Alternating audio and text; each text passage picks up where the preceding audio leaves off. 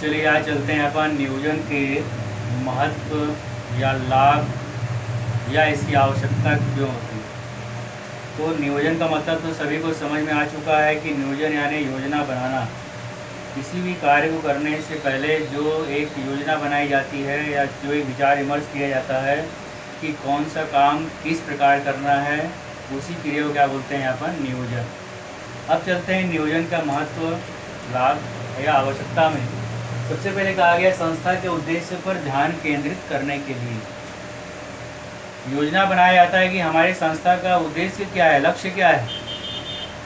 तो प्रबंधक यहाँ पे अपना लक्ष्य निर्धारित करता है कि मेरा लक्ष्य ये है कि कम से कम लागत पर मुझे अधिक से अधिक मात्रा में उत्पादन करना है, कम लागत पर उत्पादन करके मुझे लाभ कमाना है।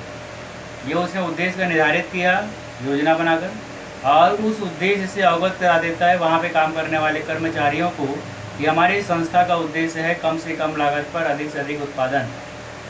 केवल लाभ कमाना ही हमारा उद्देश्य नहीं है, बल्कि हमको इस प्रकार से उत्पादन करना है कि हमारे उत्पादन के कारण जब लागत कम आएगी तो उपभोक्ताओं को भी कम से कम मूल्य पर आसानी से वस्तु की प्राप्ति हो जाएगी। इसलिए योजना बनाता है। कौन बनाता है? कंपनी का प्रबंधक। तो उसके अंतर्गत योजना बना लेगा लागत कम लाने के लिए। तो क्या योजना बनाएगा? पहले प्रमाप का निर्धारण कर लिया जाए, योग्य व्यक्ति को काम सौंपा जाए ताकि सामग्री का नुकसान ना हो और एक बार में वस्तु बनकर तैयार हो जाए, जिसके कारण लागत कैसे आएगी? कम से कम। तो उद्देश्य का निर्धारण करने के लिए क्या बनाया जाता है यहाँ पर? नियोजन। दूसरा, निर्णयन हेतु मार्गदर्शन के लिए निर्णय, कोई भी निर्णय लेना होता है तो निर्णय के लिए पहले योजना बनाई जाती है और योजना बनाने के बाद ही निर्णय लिया जाता है। कहा गया है कि नियोजन और निर्णयन एक दूसरे के पूरक। योजना बनाने के बाद ही निर्णय लेता है कौन? कंपनी का प्रबंधक। हर व्यक्ति कोई भी अगर निर्णय लेना है किसी कार्य के बारे में तो पहले क्या बनाता है? वो योजना बनाता है कि इस काम को मैं किस प्रकार से करूँगा। हर कार्य के दो वैकल्पिक मार्ग होते हैं। प्रबंधक के पास भी किसी भी काम को कराने के लिए दो वैकल्पिक मार्ग था। एक तो मैं कर्मचारियों को डांट डपट कर काम करवाऊंगा, सामने बैठकर काम करवाऊंगा, और दूसरा कर्मचारियों को मैं काम करने के लिए स्वतंत्र छोड़ दूंगा। फिर दोनों पर वो विचार करता है कि अगर मैं मान लो वहाँ पे सामने बैठ के काम लेता हूँ तो उत्पादन पर क्या फ़र्क पड़ेगा, और अगर मैं मान लो कर्मचारियों को स्वतंत्र छोड़ देता हूँ तो क्या फ़र्क पड़ेगा। और फिर वो दोनों का तुलना करने के बाद निर्णय लेता है कि नहीं, मैं कर्मचारियों को कार्य सौंपने के बाद स्वतंत्र छोड़ दूंगा, वो अपने हिसाब से काम करेगा, जिसके कारण किसी प्रकार से कोई गलती भी नहीं होगा, नुकसान भी नहीं होगा और उसके काम की गति भी क्या हो जाएगी? बढ़ जाएगी। तो इस प्रकार से उसने निर्णय लिया। किसने निर्णय लिया? कंपनी के प्रबंधक। तो कहा गया यहाँ पर निर्णयन के लिए भी किसकी आवश्यकता होती है? नियोजन की। सोचने समझने की। आपको परीक्षा पास करना है, उसके लिए योजना बनाओगे, तुम्हारे पास भी दो वैकल्पिक मार्ग है। एक तो पढ़ लिख कर शुरू से तैयारी करके मुझे परीक्षा पास करना है, और दूसरा आपके पास वैकल्पिक मार्ग है कि मैं साल भर पढ़ूंगा नहीं और जिस दिन पेपर रहेगा उस दिन रात भर बैठकर चीट बनाऊंगा या पुड़िया तैयार करूंगा और पास हो जाऊंगा। ये तुम्हारे दिमाग में चल रहा है। तो जब वहाँ पे योजना बना के सोचोगे कि किस कार्य से मुझे यहाँ पे लाभ होगा तो तुरंत निर्णय लोगे, नहीं मुझे जो है उस चीट के भरोसे नहीं रहना है, मुझे तो अपनी तैयारी करनी है कि कहीं से भी क्वेश्चन आएगा मैं वहाँ पे हल कर लूँगा और अच्छे नंबर से पास हो जाऊँगा, और शुरू से पढ़ाई करना शुरू कर दोगे। ये निर्णय लोगे और इसके बाद परिणाम क्या हुआ? आप अच्छे नंबर से पास करोगे और किसी प्रकार से कोई खतरा भी वहाँ पर नहीं रहेगा। तो ये है निर्णयन। तो कोई भी काम करने के निर्णय लेने के लिए क्या करना पड़ता है? हमको पहले योजना बनाना पड़ता है। उसी क्रिया को क्या बोलते हैं यहाँ पर? नियोजन। ठीक है। अब देखते हैं आगे नव प्रवर्तन। नव प्रवर्तन का मतलब जब वस्तु के रूप और गुण में परिवर्तन होता है तो परिवर्तन होने की क्रिया को ही क्या बोलते हैं? नव प्रवर्तन। कंपनी का प्रबंधक योजना बनाते हैं कि अरे मैं जो वस्तु बना रहा हूँ ये जो बहुत पुराना हो गया है, अब इसकी मार्केट में विक्रय भी कम हो गई। अगर मान लो मैं इस वस्तु के रूप रंग में थोड़ा सा अगर परिवर्तन कर देता हूँ तो इसकी विक्रय की मात्रा क्या हो जाएगी? बढ़ जाएगी। ये सोचकर तुरंत योजना बनाता है और योजना बनाकर नव प्रवर्तन करता है, वस्तु के रूप और गुण में परिवर्तन करता है और फिर उसके कारण उस वस्तु की विक्रय की मात्रा क्या हो जाती है? बढ़ जाती है। तो नव प्रवर्तन करने के लिए भी या नए नए मशीनों की स्थापना करने के लिए भी, या वस्तु के रूप गुण में परिवर्तन करने के लिए भी जो है योजना बनाई जाती है, उसी को बोलते हैं नियोजन। भावी अनिश्चितताओं का सामना करने के लिए, भविष्य में होने वाली घटनाओं से बचने के लिए भी योजना बनाई जाती है। कंपनी का प्रबंधक कंपनी में उत्पादन होता है, पूरा माल स्टॉक गोदाम में रखा रहता है, उसके मन में एक योजना चलता है कि अगर मान लो भविष्य में किसी कारणवश अगर हमारी कंपनी में आग लग गई तो मेरा माल पूरा जलकर नष्ट हो जाएगा और मुझे यहाँ पर हानि का सामना करना पड़ेगा। ये सोचकर योजना बनाता है कि नहीं, मैं अपने इस माल का बीमा करवा देता हूँ कि अगर भविष्य में किसी प्रकार से कोई घटना इस प्रकार से हो गई तो मुझे बीमा कंपनी से हट जाने की प्राप्ति हो जाएगी। और भविष्य को ध्यान में रखकर उसने क्या किया, यहाँ पर योजना बना लिया। योजना बनाकर अपने माल का क्या करवाया, बीमा करवा लिया, ताकि अगर इस प्रकार से कोई घटना होती है तो वहाँ पे हट जाने की प्राप्ति हो जाए। तो भविष्य की हानियों से बचने के लिए भी योजना बनाई जाती है। हर व्यक्ति जो है भविष्य में होने वाली हानि से बचने के लिए योजना बनाता है। हर व्यक्ति आज वर्तमान में जीता है लेकिन भविष्य को ध्यान में रखते हुए अपना जीवन बीमा करवा लेता है। क्यों कि अगर कल को कुछ हो गया तो परिवार वालों को बीमे की राशि मिल जाएगी और उसका जीवन यापन में कोई कठिनाई वहाँ पर नहीं होगी। इसलिए भविष्य को ध्यान में रखकर भी क्या किया जाता है, योजना बनाया जाता है। लागत पर नियंत्रण करने के लिए, लागत समझ गए, जब वस्तु का हम निर्माण करते हैं और उसके पीछे जितना खर्च आता है उसको क्या बोलते हैं, लागत। तो लागत पर नियंत्रण करने के लिए या लागत कम से कम लाने के लिए भी योजना बनाई जाती है। योजना बनाता है प्रबंधक कि मैं योग्य व्यक्ति को काम सौंपूंगा, प्रमाप पर निर्धारण करूंगा और इस प्रकार से कितनी मात्रा में माल की मांग है मार्केट में उसके हिसाब से ही उत्पादन करूंगा ताकि अनावश्यक माल गोदाम में पड़ा ना रहे। और इस प्रकार से योजना बनाकर जब काम करता है तो अपने आप लागत में कमी आ जाती है। लागत में कमी लाने के लिए भी योजना बनाई जाती है। मनोबल और अभिप्रेरण को प्रोत्साहन देने के लिए वह योजना बनाता है कि मैं समय समय पर अपने कर्मचारियों के मनोबल को कैसे बढ़ाऊं। तब वो योजना बनाता है कि मैं उनको त्यौहार के समय, दीपावली के समय बोनस दे दूंगा तो उसका मनोबल बढ़ जाएगा। तो जो जैसी त्यौहार का सीजन आता है वहाँ पे बोनस के रूप में राशि दे देता है, मनोबल क्या हो जाता है, बढ़ जाता है। फिर योजना बनाता है कि मैं अच्छा काम करने पर शाबाशी दे दूंगा तो मनोबल बढ़ जाएगा। जैसे ही कर्मचारी अच्छा काम करता है उसे पीठ को थपथपा देता है, कर्मचारी का मनोबल बढ़ जाता है। तो हमेशा किस प्रकार से मनोबल बढ़ाना है, कौन सा मैं काम करूंगा तो कर्मचारी का मनोबल बढ़ेगा, जिसके लिए योजना बनाते रहता है और समय समय पर अपने कर्मचारियों को प्रेरित करते रहता है और कर्मचारी का मनोबल भी क्या होता है, बढ़ जाता है। तो मनोबल को बढ़ाने के लिए भी योजना बनाई जाती है। तो ये इतनी मुख्य बातें होती है मुख्य उद्देश्य के अंतर्गत। ठीक है, चलिए आगे देखते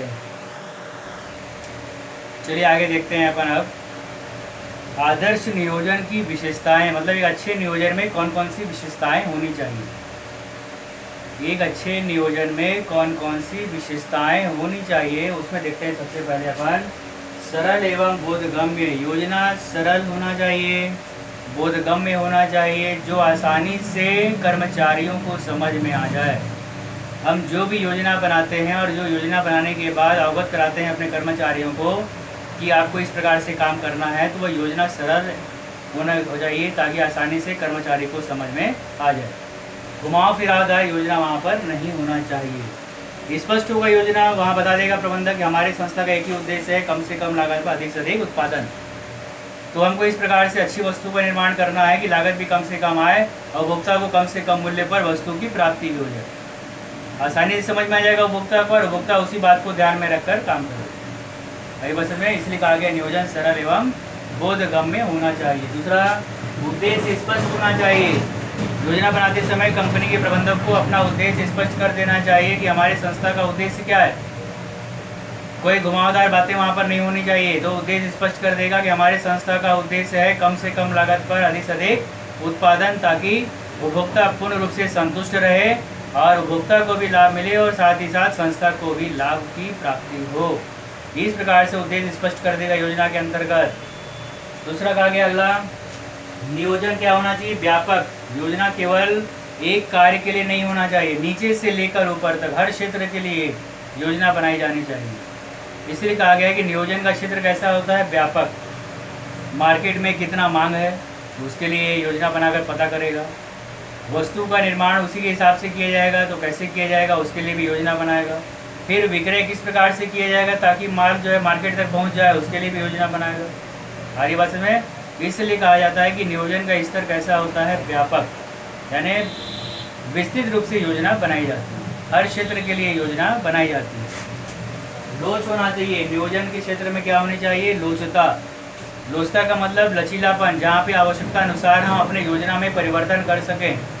कंपनी के प्रबंधक ने योजना बनाया था कि मार्केट में मांग के हिसाब से हमको जो है 10 टन माल का निर्माण करना है, लेकिन बाद में मालूम चला कि मांग और बढ़ गई, तुरंत योजना में परिवर्तन करेगा और 10 की जगह 20 टन माल का निर्माण करवाएगा ताकि मार्केट में माल पहुंच जाए, माल की किसी प्रकार से कोई भी कमी ना हो। बस हमारा ये नहीं कि एक बार नियोजन बन गया है तो उसके बाद 10 टन माल ही बनेगा तो 10 टन ही माल बनाएंगे, बाकी की पूर्ति नहीं हो पाएगी, ऐसा नहीं। आवश्यकता पड़ने पर वस्तु के मात्रा में वृद्धि भी कर सकते हैं हम, और ज़रूरत पड़ने पर वस्तु के उत्पादन की मात्रा में कमी भी कर सकते हैं। इसीलिए कहा जाता है कि योजना हमेशा कैसा होता है, लोच होती है। नियोजन में लोच का गुण होना चाहिए। अगर लोच का गुण है तो वह आदर्श नियोजन की श्रेणी में आता है, और लोच का गुण नहीं है तो वह आदर्श नियोजन की श्रेणी में नहीं आता। ठीक है।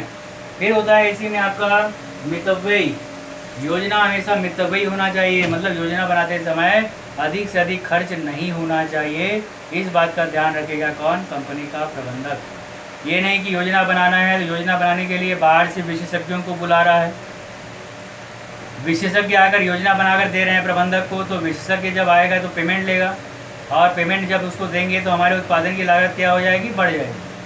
तो इस बात का विशेष ध्यान रखेगा कौन, कंपनी का प्रबंधक, कि नियोजन स्वयं बनाएगा या अपने कंपनी के कर्मचारियों के माध्यम से मिलजुल कर बनाएगा, लेकिन बाहरी व्यक्तियों को नहीं बुलाएगा। कारण बाहरी व्यक्ति को बुलाने से हमको वहाँ पर वेतन देना पड़ता है, जिसके कारण हमारी लागत में क्या हो जाती है, वृद्धि।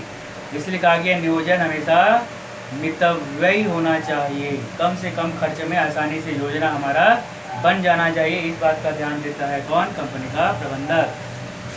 स्थायित्व होना चाहिए, नियोजन में स्थायित्व होना चाहिए। आज योजना बना 10 टन माल का निर्माण किया जाएगा, कल योजना बना रहे हैं 20 टन माल का निर्माण किया जाएगा, परसों बोलते हो 5 टन माल का निर्माण किया जाएगा, ऐसा नहीं।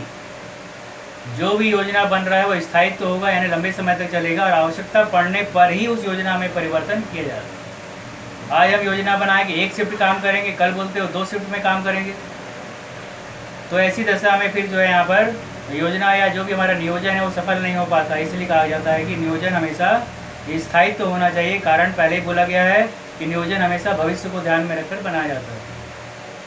तो नियोजन में कौन सा गुण होना चाहिए, स्थायित्व का गुण होना चाहिए। आगे बात समझ यहाँ तक, चलिए ठीक, आगे देखते हैं।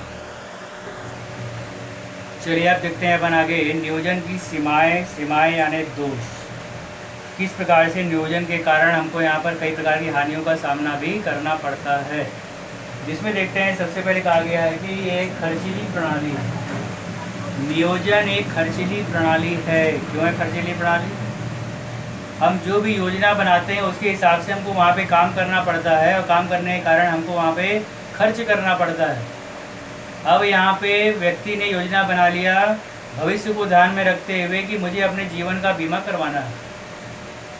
उसने अपने जीवन का बीमा करवा लिया, लेकिन वहाँ पर 5 साल तक के लिए और 5 साल तक प्रीमियम का भुगतान करता रहा। लागत क्या हुई, खर्च बढ़ गया कि नहीं बढ़ा?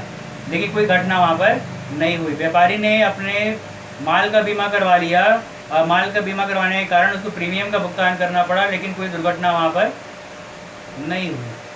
तो उसने भविष्य को ध्यान में करके योजना तो बनाया था, लेकिन वो घटना वहाँ पर अनिश्चित नहीं हुआ। तो ऐसी स्थिति में कहा जाता है कि ये खर्चीली हो जाती है, और एक प्रकार से संस्था के लिए लागत में क्या हो जाती है, वृद्धि। इसलिए कहा गया नियोजन एक खर्चीली प्रणाली है। हम यहाँ पर बैठ के पढ़ रहे हैं, सब भविष्य को ध्यान में रखकर यहाँ पे बैठे हुए हैं कि मैं जो है यहाँ से पढ़ लिख कर एक अच्छा इंसान बनूंगा, समाज में अच्छी नौकरी मिलेगी, सब उम्मीद पे बैठे हैं। लेकिन यहाँ से पढ़ लिख कर निकलने के बाद कई को तो नौकरी मिलेगा, कई को नहीं मिलेगा, भटकेंगे।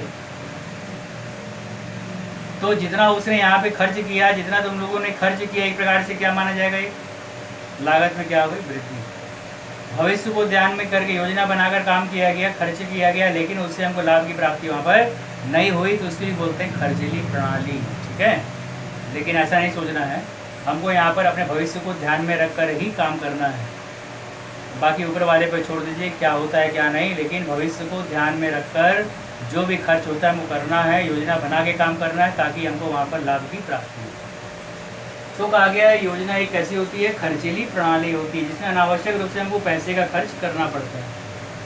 भावी घटनाओं पर आधारित होता है। योजना हमेशा भविष्य में घटने वाली घटनाओं पर ही आधारित होता है, लेकिन वो घटना नहीं घटने पर हमारी लागत में क्या हो जाती है, वृद्धि। बताया ना अभी भविष्य में कि हम ये सोचे कि गोदाम में आग लग जाएगा, माल जलकर नष्ट हो जाएगा तो हमको हानि का सामना करना पड़ेगा।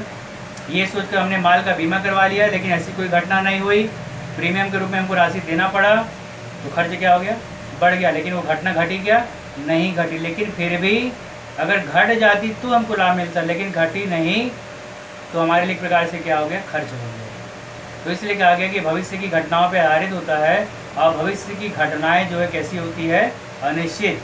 फिर भी व्यक्ति जो है अनिश्चितता को ध्यान में रखकर ही वहाँ पे खर्च करता है कि अगर ऐसी घटना हो गई तो इससे बचने का उपाय क्या है। आई बात में तो कहा गया इसकी सीमा या दोष क्या है यहाँ पर, ये हमेशा भावी घटनाओं पर ही आधारित होता है, जो अनिश्चित होता है, हो भी सकता है और नहीं भी हो सकता है। सर्वोत्तम विकल्प के चयन में कठिनाई। योजना बनाते समय जो हम सही विकल्प का चयन कर रहे हैं उसके चयन में बहुत ही कठिनाई का सामना करना पड़ता है। प्रबंधक ने योजना बनाया कि मैं किस प्रकार से संस्था में कर्मचारियों से काम लूं। एक तो जो है दबाव बना के काम लूं और दूसरा स्वतंत्र छोड़कर काम लूं। तो अगर दबाव, कभी कभी क्या होता है कि अगर हम स्वतंत्र छोड़ देते हैं तो भी उत्पादन नहीं मिलता है, कर्मचारी लापरवाह हो जाता है, और दबाव बनाते हैं तो भी यहाँ पे दबाव के कारण भी उत्पादन की प्राप्ति नहीं होती है। तो ऐसी स्थिति में असमंजस्य की स्थिति में पड़ जाता है कौन, कंपनी का प्रबंधक, कि मैं कौन से विकल्प का चयन करूं, किस विधि से काम लूं कि मुझे अधिक से अधिक मात्रा में लाभ भी मिले और उपभोक्ता भी पूर्ण रूप से क्या रहे, संतुष्ट। तो सर्वोत्तम विकल्प के चयन में कई प्रकार से कठिनाई का सामना भी यहाँ पर करना पड़ता है। पर्याप्त मानसिक योग्यता का अभाव। आज कंपनी के प्रबंधक के पास सोचने समझने की क्षमता बहुत कम हो गई है। हर व्यक्ति के पास सोचने समझने की क्षमता नहीं होती है और जल्दबाजी में निर्णय योजना बनाकर निर्णय ले लेता है, जिसके कारण संस्था को हानि का सामना करना पड़ता है। इसलिए कहा गया यहाँ पर पर्याप्त मानसिक योग्यता का अभाव होता है। योजना बनाने के लिए किसकी आवश्यकता होती है, दिमाग की, और वही व्यक्ति योजना बनाएगा जिसके पास सोचने समझने की क्षमता है। लेकिन आज के दौर में प्रबंधक इतने दबाव में आ गया है, शोध अनुसंधान करते रहता है कि वहाँ पे उसको योजना बनाने के लिए समय नहीं होता है, क्योंकि उसके लिए बहुत ही शांतिपूर्वक योजना बनाना पड़ता है, सोचना समझना पड़ता है, तब कोई निर्णय वहाँ पर लेना होता है। तो कहा जाता है कि नियोजन करने के लिए, योजना बनाने के लिए मानसिक योग्यता का अभाव है। यानी व्यक्ति के पास सोचने समझने का या तो क्षमता नहीं है या सोचने समझने के लिए समय वहाँ उसके पास नहीं है। मनोवैज्ञानिक बाधाएं भी उत्पन्न होती है। योजना बनाते समय मनोवैज्ञानिक बाधाएं होती है। कारण कई व्यक्ति बोलते हैं कि मैं भविष्य को ध्यान में रखकर काम क्यों करूं, मैं वर्तमान में जी रहा हूं तो मैं वर्तमान के लिए ही काम करूंगा, भविष्य से मुझे कोई लेना देना यहाँ पर नहीं है।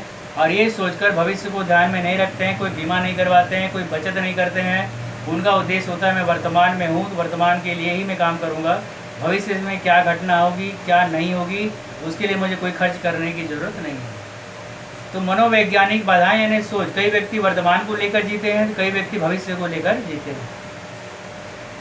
यहीं पे जितने विद्यार्थी बैठे हैं, कई जो है वर्तमान को लेकर चल रहे हैं कि अरे मैं तो घर से आर्थिक स्थिति से मजबूत हूँ, मुझे घूमने फिरने के लिए गाड़ी मिल जाता है, अच्छा पहनने के लिए कपड़ा मिल जाता है, खाने पीने के लिए मिल जाता है, तो मुझे पढ़ने की क्या ज़रूरत है। अब वो नहीं पढ़ता है, वर्तमान में व्यस्त है।